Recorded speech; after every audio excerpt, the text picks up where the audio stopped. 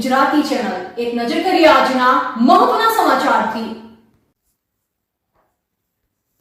વડોદરા ગ્રામ્ય એસઓજીની સફળ કામગીરી 1.92 કિલો ગાંજાના જથ્થા સાથેને દબોચી લીધો। વડોદરા ગ્રામ્ય એસઓજીની ટીમે નશાકારક વનસ્પતિજન્ય માદક પદાર્થ ગાંજાનો જથ્થો સાથે કિસમને ઝડપી પાડ્યો। પોલીસ મહાનિરીક્ષક શ્રી સંદીપસિંહ અને પોલીસ અધિક્ષક શ્રી રોહન આનંદના માર્ગદર્શન હેઠળ નશીલા પદાર્થોની હેરાફેરી અટકાવવા માટે આ કાર્યવાહી હાથ ધરવામાં આવી। આ કાર્યવાહી દરમિયાન કરજણ ટાઉનમાં એસઓજી ટીમે પેટ્રોલિંગ દરમિયાન શકીલભાઈ ઇકબાલભાઈ મલેક નામના આરોપીને 1.92 કિલો ગાંજાના જથ્થા સાથે પકડી લીધો। આરોપી પાસે એક્ટિવા, સ્કૂટર, મોબાઈલ ફોન, રોકડ રૂપિયા અને ઇલેક્ટ્રોનિક વજન કાંટો પણ મળી આવ્યો।